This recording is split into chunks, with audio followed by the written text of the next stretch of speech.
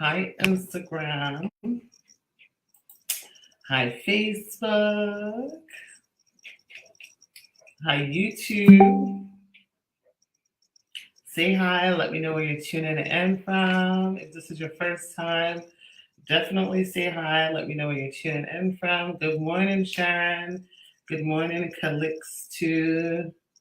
Good morning, �x𝐵𝑋𝑋𝑖. Good morning, Caramel. Let's see. Today is really a frequently asked question live, so I will be answering your questions. So feel free to start asking your questions. If this is your first time, let me know where you're tuning in from, so I can give you a shout out. My name is 𝐂𝐀𝐋𝐋. I'm an immigration attorney, and I represent clients all over the United States and internationally with their immigration matters. You know, we handle humanitarian-based cases, VAWA, U visas, T visas. We also handle marriage, green cards, conditional removals, naturalization, fiancé visa, consular processing, and the works. Good morning, Obscure from Michigan. I am in Atlanta, but we also have an office in Orlando. But again, we represent clients all over. If you would like to schedule a consultation, call us 407-995-6567. You can also send a WhatsApp message to 404-333-8751. Fosa said, good morning, ma'am. You look very beautiful in person. Thank you so much. I guess maybe I met you. Did I meet you? But I appreciate it. Good morning, Boo for the Blue Les. You're in Atlanta. Welcome. You know, the weather has been awful, but, hopefully it gets better. All right, let me just jump right into questions and see what you'll have questions about. YouTube and Facebook, feel free to put in your questions. I'm going to answer them if I can get to all of them. Let me start with Instagram. I saw a question I wanted to answer. Georgia, first timer, welcome. So what form do I submit for my green card through marriage? Well, the answer will depend on what your spouse is. So if your spouse is a U.S. citizen or a green card holder, are you an overstay or not an overstay? Depending on that, the forms might differ. You might be doing consular processing or you might be doing adjustment of status. The general universal form, of course, you're going to submit your I-130, which is the petition for alien relative. Well, if you're consular processing, you're not going to do a 485, and if you are doing an adjustment of status, you're going to submit a 485 amongst all the other forms that you do send. Good morning, 𝐂𝐀𝐋𝐋 from Jamaica. How I would love to be in Jamaica right now with the weather here. Like, it'll be nice to get away. So Caramel Passion said, is only one form needed to be completed when filing for removal of condition? Well, when you're filing for removal of condition, the form that you're submitting is your I-751 if you're not working with an attorney. But outside of the form, with the conditional removal, it's really important that you have everything else that shows that you have a bona fide marriage and that you and your spouse are still, obviously in your marriage. Now, if you're asking for waivers, due to divorce or hardship or extreme cruelty or death, then that's different. Oh, and shout out to my client who got approved for her conditional green card removal based on abuse this morning without an interview. Yes. Okay, so let's see. Oh, someone said put the phone numbers. Let me put our phone numbers and pin it. So guys, just give me a second because as you know, I can't type numbers and talk at the same time or send a WhatsApp. But feel free to put in your question. How is everyone getting ready for the holidays? I am very, very, very, very exhausted, guys. I have had a beyond busy December. For some reason, I get a lot of interviews in December. November, December, so we've had back-to-back interviews. I mean, Thankfully, outcomes have been great, but it's a lot. My daughter has a final exam. This is her first big final. So it's like going back to school again, like helping her study for science and math and language arts and world culture. So, and then of course doing my work. So very tired. So somebody says, I got an RFE for an form I-864. What are some of the evidence they're looking for? Without seeing your RFE, I can't tell you because I don't know what exactly they asked you. So I have to see your RFE to tell you what they're looking for. So you can schedule a consult, okay? Okay. Let's see what other questions we have here. Naima on Facebook says, my vow has been pending for 24 months now. Is that normal? That's okay. Most vow cases can take from 2 years to 30 months. So 24 months to 30 months, I would say is the average. So you're certainly within the window. So it could be, any day now where you could be in that window of approval. So just be patient and hopefully you hear something, either this month or next month. But you're certainly within the normal process and time. And typically, if you're within normal process and time, even if you send an inquiry, USCIS will say, well, you're within normal process and time. So you just need to be patient and, wait. Somebody also on YouTube says, how long does one have to wait to expedite one have to wait for expedite EAD via VAWA to be approved? I don't know. There's no rule. There's no timeline because it's discretionary. The USCIS has to make a decision that you qualify for an expedite. For some people, in a matter of weeks. For other people, a month. Other people, 2 months. Other people, nothing at all. It just takes normal time. So it's different for everyone. So we can really give you a timeline. Keisha says, good morning, Aisha, you're the best. Thank you so much, Keisha. Okay, let's see what else we have here.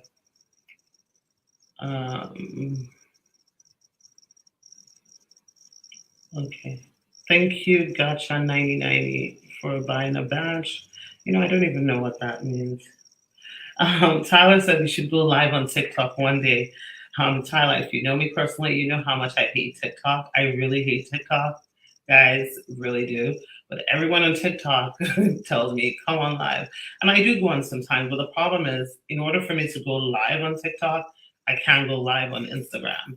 So, just because the way it works is you have to go live on your phone for Instagram and TikTok, and I use my computer for like YouTube and Facebook. So I haven't yet found a way to do all 4 of them at the same time. If any of you know, definitely give me some suggestions, DM me with some suggestions, and then I will. But honestly, I rarely actually go on TikTok personally.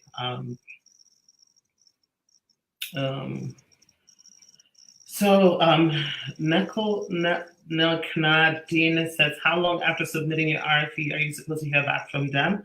Sometimes you're not going to hear from them, sometimes, depending on what kind of case it is, sometimes you just get like a notification on like your portal, like, if your USCIS account only received your RFE response, but other times you may not get that. But them not sending that doesn't mean that they haven't received your RFE.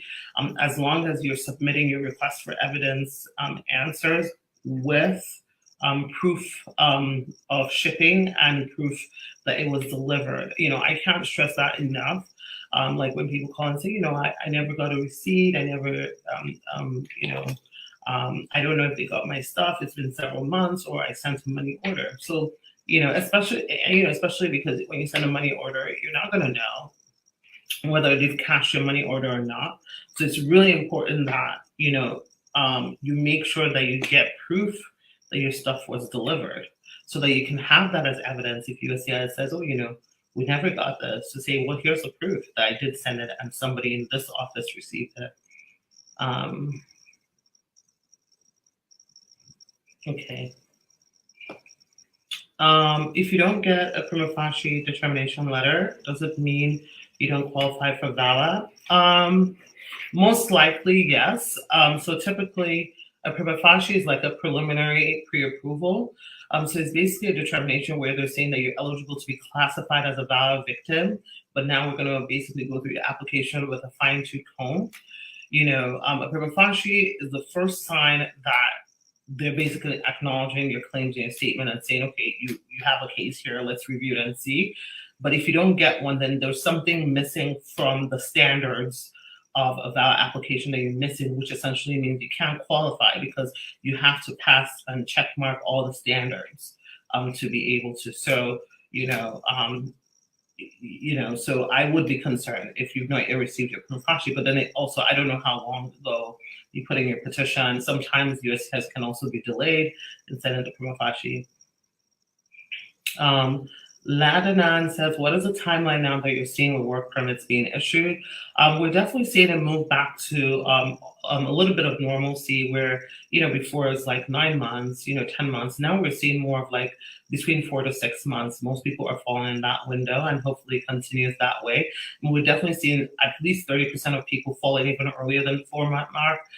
But again, the average and when you can do an inquiry will be within the 4 to 8 months window. But I would say that majority of the people we're seeing now, they're getting it in like 4 to 6 months. Let me just drink something.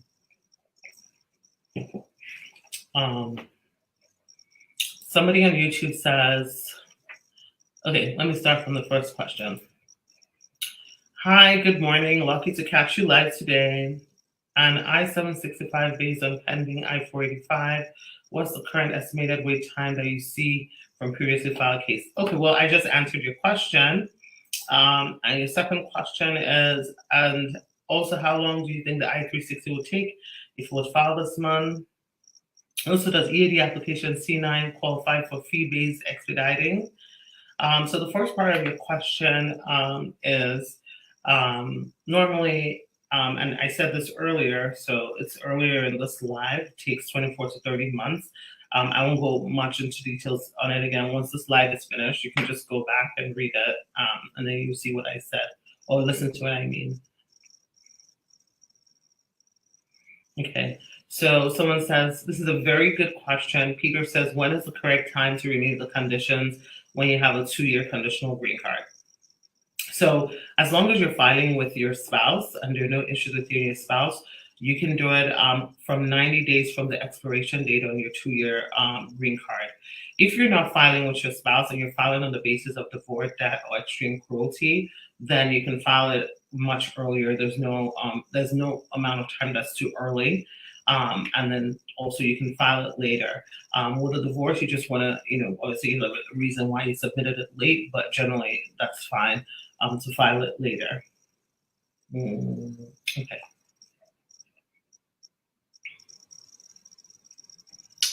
What do you think if I haven't received a work permit and it's a year since September and my prima facie has been renewed 2 times?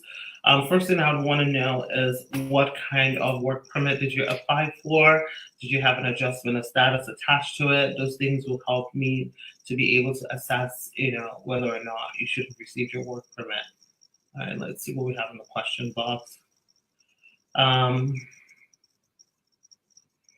How long is the wait for Nigerian spouse interview? A long time. Very annoying. It's taken a little bit. But I'd say generally when you're consular processing, consular processing is if you're processing your case outside of the US from start to finish. A good timeline to give yourself is 24 months. If things end up earlier, then great. But I think it helps, with expectations.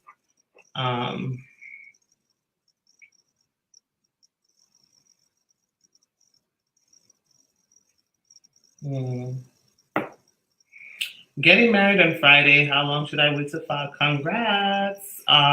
You can file as early or as late as you want. Just make sure that when you're filing that you have, of course, your marriage certificate, proof of entry into the US, and proof that you have a real marriage and a bona fide marriage. Remember, your marriage certificate is not proof of a bona fide marriage. It's just saying basically we're married legally, but we want to know that your marriage is a real marriage that was not entered into for immigration purposes. Okay. So Emmy Lash said, "You missed my question!" Exclamation! Exclamation! Exclamation! Yeah, just a point for you guys on live. I get so many questions. Sometimes I don't see a question. Not that you're entitled to an answer, because it's not like you're paying me to come on live here and give you answers. I'm doing this out of the benevolence of my heart. So, it pays to be humble, and just wait your turn for your question to be asked, because I'm trying to go through everybody's question, okay? All right. So Rich Booty says, do you normally receive a work permit before your interview, or is it after? Majority of the times you're going to get a work permit before your interview. However, there's sometimes your interview, and this, I'm only speaking for marriage-based cases. However, there are going to be some times with some clients who your interview is going to go really quickly, where you won't even have time to have an interview. Like, I remember we had this marriage case that was approved in 4 months. So there was no time for the EAD. They just went, they got approved, and then they got a 2-year green card. So sometimes that can happen, but majority of the time you'll get your work permit before your interview. And then sometimes you get your work permit, like you have your interview today, tomorrow you get your work permit while they're working on your case. So just all depends. So 𝐂𝐀𝐋𝐿 says, I'm curious too. I think I answered that question. Fafabi says, can I still travel on parole even if I have requested for more, even if I have an evidence of request from more evidence from USCIS? Yes, you still can travel as long as you don't have any removal proceedings, or you don't have this is not post interview. And your case is not an abeyance case. The request for evidence is just asking for evidence, doesn't stop you from going where you're going to or where you're not. And typically right now, if you get an RFE, they're still applying the COVID extension. So you get the 87 days plus 60 days. So that's what, 147 days to respond to it. So, you can travel. But anybody traveling, you always want to make sure that you still take your pending I-485, your approved I-765. Please do not travel like when your I-765 is like expiring like the next month or something like that. It's just too risky, and you could risk being abandoning your application. So you want to travel when you still have a lot of time on it. And generally, if you've had your interview and they have not made a decision on your case, I personally do not recommend traveling. Everybody is different and everyone strategically does things differently. The other category of people that I don't recommend traveling to is, and I specifically actually want to talk about this, is if you filed for VAWA and you're an abeyance client, meaning that you already had a pending marriage case, right? And then you're like, okay, this is my spouse is being abusive. I'm going to file for VAWA, but I'm going to hold that case in abeyance. I don't recommend traveling unless you have received an RFE saying, provide us your filing receipt, and you've provided your filing receipt, and then you know that they're holding your case truly in abeyance. Because sometimes, service center may not connect with field office. And so depending on where your case is, you could get a denial and you'll be out of the country when you get a denial and you're stuck. So in those cases, until we have that solidified, I don't recommend traveling, okay? I found an I-134 spouse, and on the online page started showing a timeline that started from 4 months and reducing each month. How accurate is this time? I'm not sure I understand the question, Suleiman. Okay.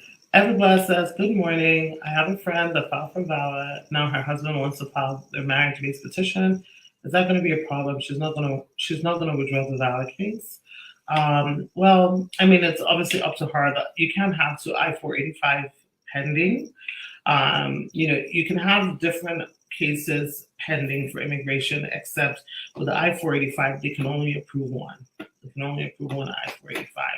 Generally, if you're a VAWA client, you've already, or if you're a VAWA applicant, and you've already submitted the VAWA, I generally don't recommend, as you guys know, to withdraw it. He or she needs to find a way to deal with their spouse, or even if they file the 485, they most likely will just reject. Well, they won't reject it, but once that one is approved, they'll say you've received your benefits through other means or something like that. So, yeah, just because, if you have that vow pending, and then the person's like, oh, let's work things out, and then you withdraw the vow application, which already takes a long time, and then you file with that person, and the person decides, you know what, I'm withdrawing the petition, and then you're back to square one again, filing the vow. So I've always said, and I will always say, you should always work from a place of strength, and never allow anybody else to have power over the decisions that concern your life.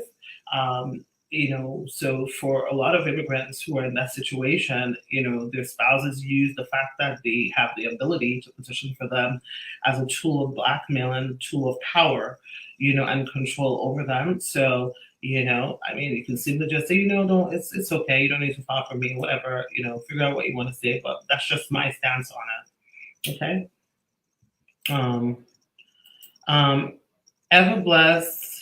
Another Ever Blessed on YouTube says, good morning. It's been a year now since I filed for a C9 category work permit through VAWA. Should I be worried I haven't received it?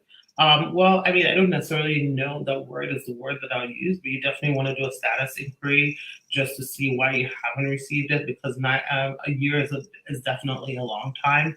And I hope that you submitted a 485 with it. Cleopatra says, good morning, my beautiful attorney. Love the way your hair looks today. Thank you so much. I appreciate that. I have a pending I-751. How long do you think it will take me to be called for the interview when I file for my N-400? I don't know. For some people, it's quick, like 2 months, 3 months, 5 months. For other people, it's 10 to 12 months. So could be, So Schwaben says, do you have to go for an interview for a valid case? This is a very good question, and I know this confuses people a lot. So this is one that I want to explain right now. So the question is, do you have to go for an interview for a valid case? So let me explain getting a green card through VAWA. Getting a green card through VAWA includes 2 approvals. The first one is the actual VAWA approval. Once your VAWA is approved, then you will be that initial approval for the VAWA portion only. You don't require an interview. There's no interview generally for that. Once that is approved, okay, you will then be scheduled for a green card interview, where the focus of the interview would be your I-485 form and the answers to those questions, and making sure that there is nothing in your record or history that makes you inadmissible from getting a green card to the US. So you cannot get to that stage unless you have a VAWA approval, okay? That is one route. And then for other VAWA survivors who have been approved of VAWA, sometimes they will get bypassed for an interview and just be sent their green card, so they would say, they'll send you an RFE, say, send your medical, and then they will approve them for their green card. So that is kind of the life cycle of VAWA and getting your 10-year green card. So hopefully that clears some, things up for you. Okay, I can only take one more question, and then I gotta jump off.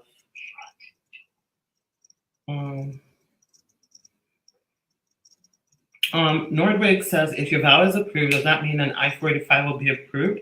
The answer is really, it depends. It's truly a case-by-case basis, and the issues that particular person has in their immigration history.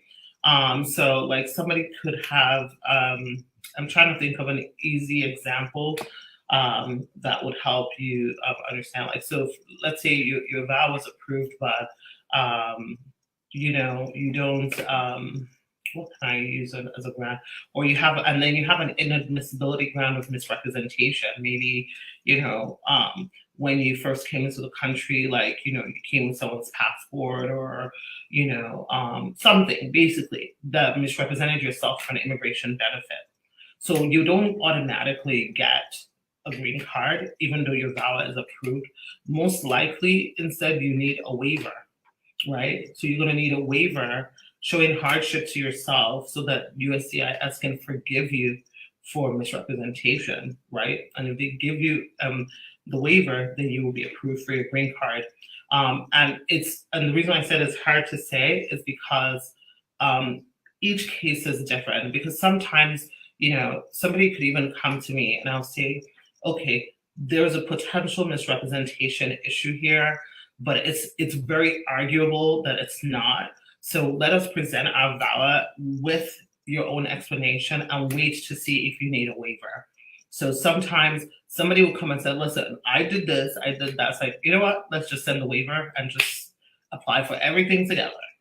Sometimes I'm like, no, we're not going to admit something that it's not clear, that is misrepresentation, that you misrepresented. Let us wait and see what USCIS says. So, it really depends. But if you don't have those issues, generally, you don't have a lot of stuff going on in your immigration. This is your first petition. There's more likely than not. Okay, and then another thing, so another example of misrepresentation is let's say you filed a fraudulent asylum claim, and so there's just so many things. But if your case is just a typical VAWA case, you've not really filed any other petitions before, this is what happened to you, your VAWA got approved, and you're most likely going to get your 485 approved in situations like that. Barring anything or whatever. Okay, guys, I enjoyed chit-chatting with y'all. I got to jump off, but I will talk to you guys. I don't think I'm going to be on live this week. I don't think I have it in my schedule. It has been crazy, guys. I do miss coming on lives, but sometimes, work calls, I'm super busy, so I can't get on live as often as I want. If not, I'll see y'all next week. I'll talk to you guys later. Bye.